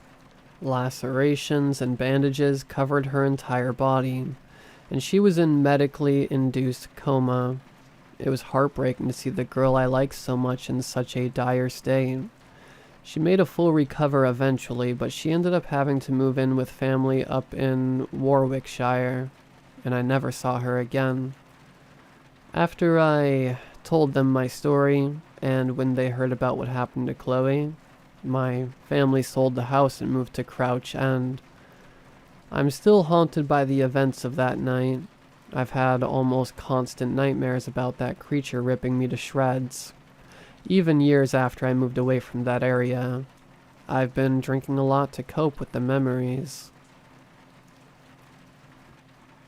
Recently though, Curiosity got the better of me, and I did a bit of reading to try and find out what the creature was, and what its origins were, and the origins of the curfew. The only things I could find was about the murder of a prostitute in the 1960s. They found her body mutilated beyond recognition, but apart from that she was intact, left arm included. But I found that the curfews had been going since the 1600s. The next thing I found was a bit more chilling, to say the least. In 1634, a woman accused of being a witch was brutally lynched by the townspeople of Trafford-on-Thames. When the dust settled, her crumpled form, missing her left arm, was burned. As she screamed in agony, it was said she cursed the town, coming back once a year to inflict the same agony she suffered onto them. In the article I saw an artist depiction of the lynching, and a cold chill ran down my spine, and the memories of that night flooded back. In the painting, dated 29th of November 1634, as the witch was being dragged by the mob, I saw her face almost smiling, grin sliced from ear to ear, and lips removed. But that wasn't the only thing that terrified me during my reading. I found an article from the Trafford Post, dated 30th of November 2021. Family of 4 found brutally murdered on Wolverhampton streets. She's still out there.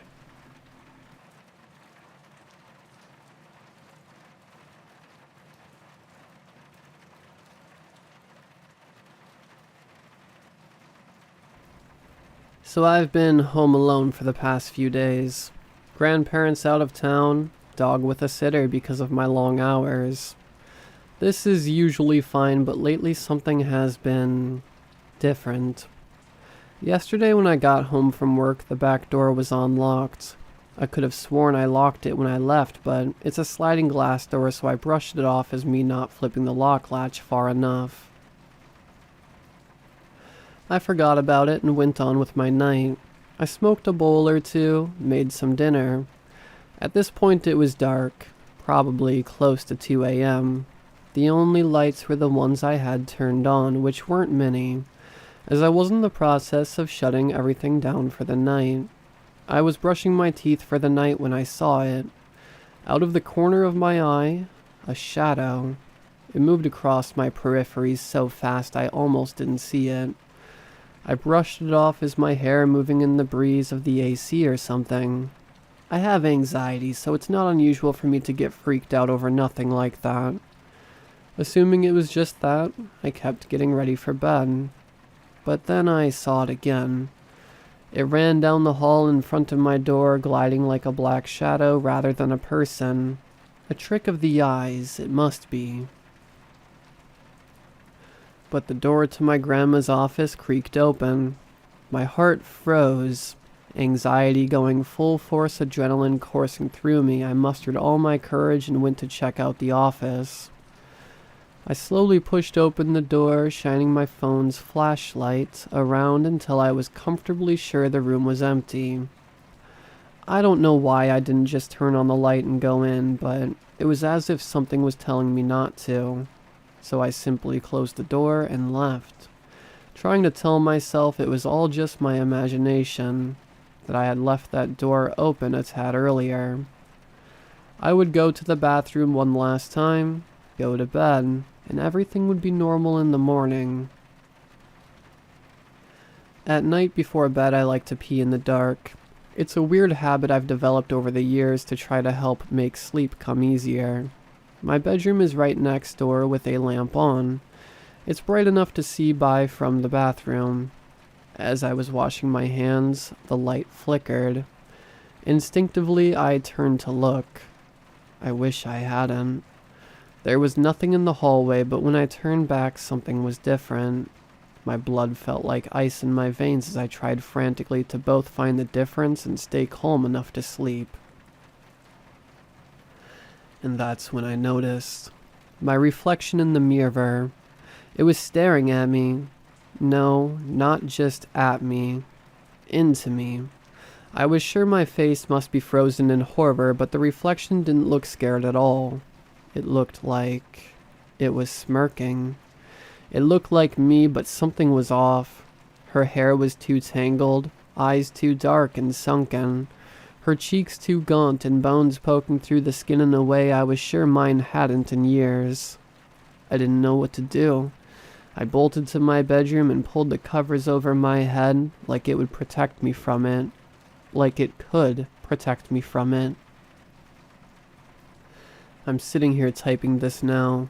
It's set to auto-upload tomorrow. I don't know if I did the right thing. Something in me is telling me I shouldn't have stopped looking at her. That I should have left the bathroom light on. That I should have never looked in that mirror after dark. I see the shadows more clearly now. I don't know how I could have ever confused them for humans. They're waiting on me to come out. On me to turn the light off and fall asleep. It's her fault, I know it is. I'm praying that this was just my anxiety, and if it's not, that she's still stuck in that mirror.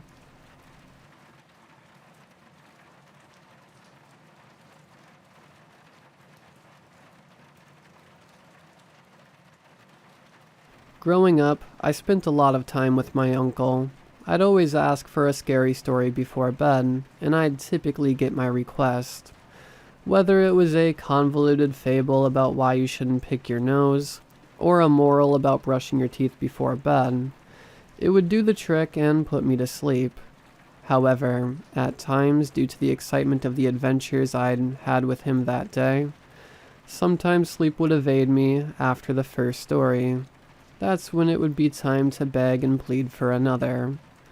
The second story would occasionally be the story of Trowbridge, and a boy my uncle grew up with in the 1960s. The story would almost always do the opposite, and make the shadows in my room seem larger. Sleep would be nearly impossible to me after my younger ears would hear the tale of Trowbridge. This is my attempt to retell the story, and explain why it came back to my mind again after many years.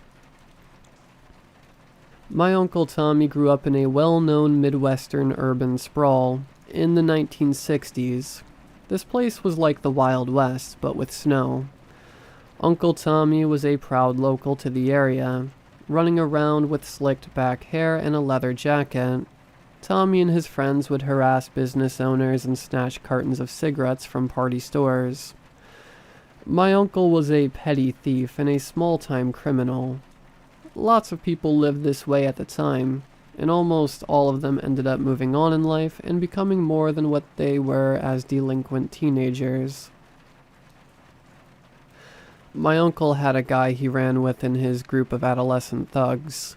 His name was Jeff, and he's somewhat of a local legend. Jeff was a lot softer than the other boys, but his family had money. With that money, Jeff would treat the guys to beers and other fine things that were harder to get their grubby hands on. So even though Jeff didn't have a penchant for tomfoolery, and being a general nuisance, he was accepted among the guys and my uncle. There came a day when Jeff hadn't been around with my uncle and his friends, so they decided to try and squeeze a case of beer out of the local party store. Unlike the other store owners, though, this one was no pushover. When the group of teenage boys exited the store with the beer, the owner chased them out with a shiny new double-barrel shotgun.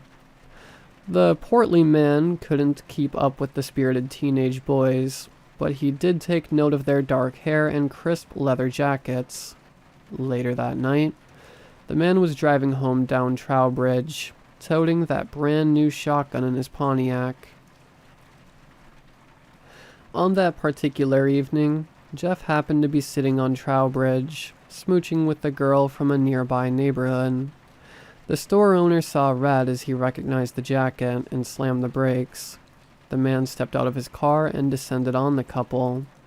They both sat, legs dangling over the edge, holding hands. The man began to shout and shove the gun in Jeff's face as he turned around. In shock, the girl screamed.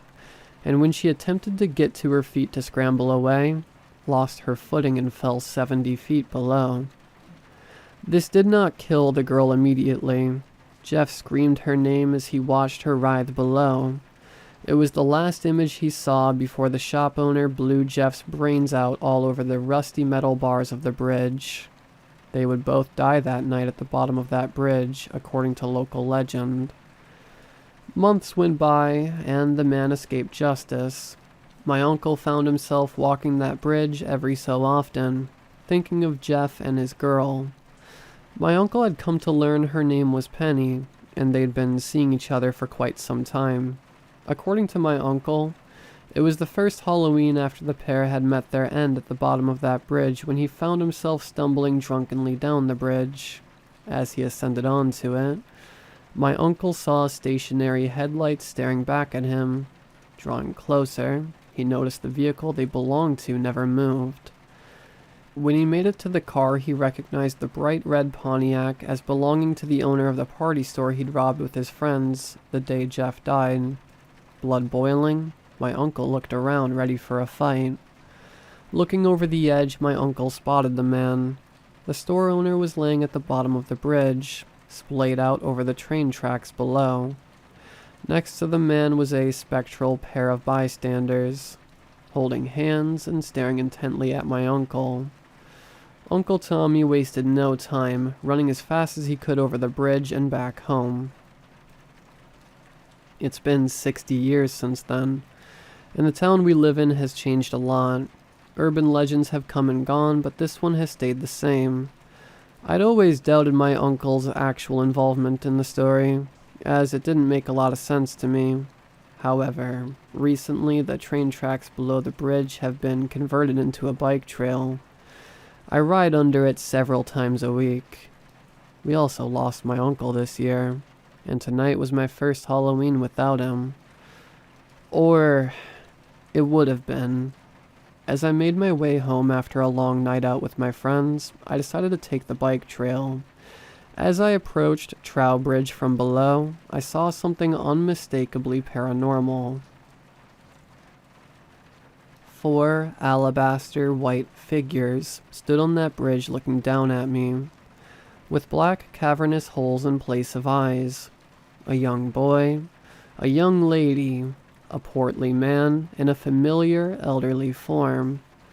I gulped as I stared up at them, and they seemed to flicker in and out of existence. Whispers began to fill my ears, and the temperature dropped. Like a glitch on a film, the quartet flickered out of existence on the bridge and reappeared before me. I let out a guttural moan and took off running in the opposite direction. I ran like never before, glancing behind me, checking to make sure I wasn't followed. I wasn't. When I made my way to the street, I called my boyfriend to pick me up. When he did, he asked me if I'd had too much to drink. I just nodded and stared ahead numbly. I will never go to Trowbridge again, and next Halloween, I'm staying in.